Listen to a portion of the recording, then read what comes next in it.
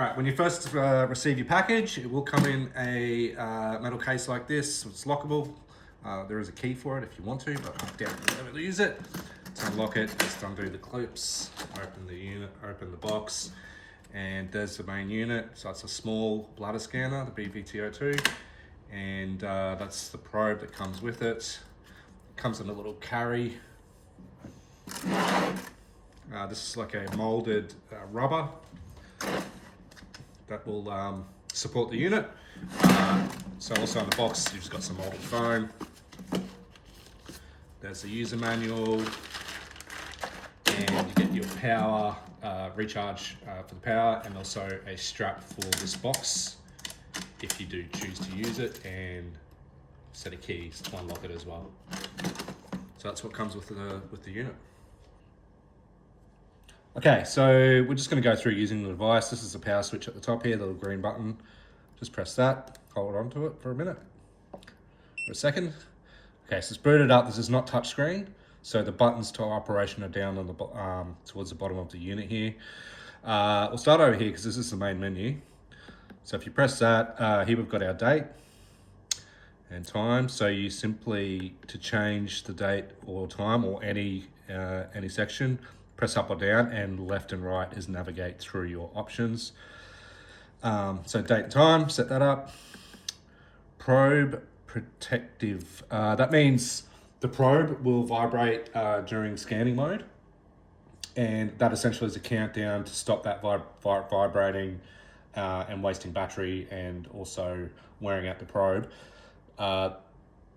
It's more of if you start a scan and then forget to scan the patient, that'll automatically turn off the probe.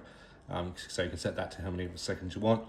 Screensaver is a similar concept, but for the screen of the bladder scanner. So that will turn off this screen at a certain point. You can set that to 0 to 99 minutes.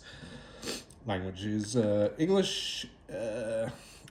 Volume tip, so that's the alarm. At the moment we're set to 300 there. So if the scan is over 300 mil, the result of the residual volume is over 300 mil, the machine will beep an alarm just to let you know that it's excessive amount of urine. Display mode, you can set that to basic. It's on expert at the moment. I'd recommend leaving that on expert. It gives you better direction while doing the scan. So you'll actually get a line in the middle of the screen that'll give you the appropriate angle and of when you're doing the scan itself. Contrast is just the screen contrast. You can leave that on medium, so up to here. Storage path, you can save this to a U-disk, or so you save it to a U-disk. You can plug a little USB, just in the top right here. I highly doubt anyone ever uses that, to be honest. And patient ID on, so that will prompt you to put in a number for the patient that you're scanning. That's something you may want to turn off. We'll leave it on for now, just so you can see what I mean. Okay, so that's the menu right there. So we'll get off the menu. It will prompt me to put in a patient ID, which is what we just discussed. So if you want that to not be a feature, just turn that feature off.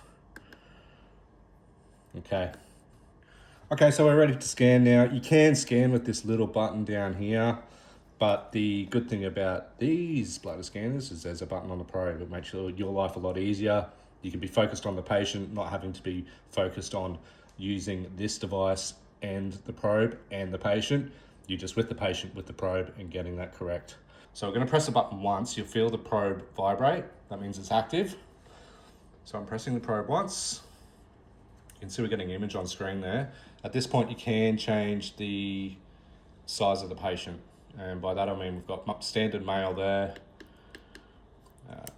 Press the up button. Female with a hysterectomy, bariatric patient, and a pediatric patient. So I'm just gonna put this on standard male. That's where you apply the gel. Put the probe just above the pubic bone. That's where it is now, and I'm going to angle it down, and you'll see a black void appear. Now that's the bladder. There is a green dotted line in the middle of the screen. You want to get that void in the middle, or that line in the middle of that void. Once you're confident with that, press the button on the probe again, and it will begin a scan. That'll take about 3 seconds.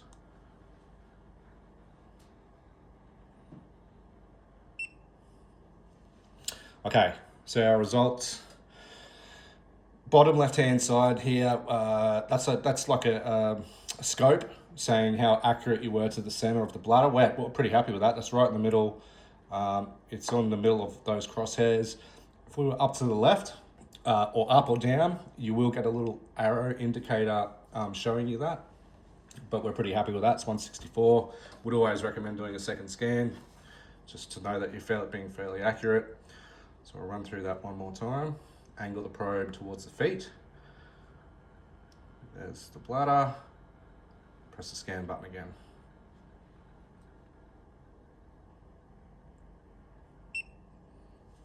Okay, that's another accurate one. We're sitting pretty confident there that we're 164 and 159. That's a very accurate reading. Okay, so I'm just going to do a scan that's hopefully inaccurate, just to show you what I mean about the little arrow that should appear here somewhere to help you with your guidance. So I'm just going to pull this off to the right a bit. Yeah, okay.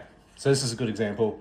You can see here, we're fairly far off the crosshair. We want this green void here, which is the representative of the bladder, to be pretty central to that crosshair.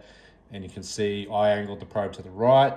The machine is actually advising us to angle the probe to the left on that one. And that's about it.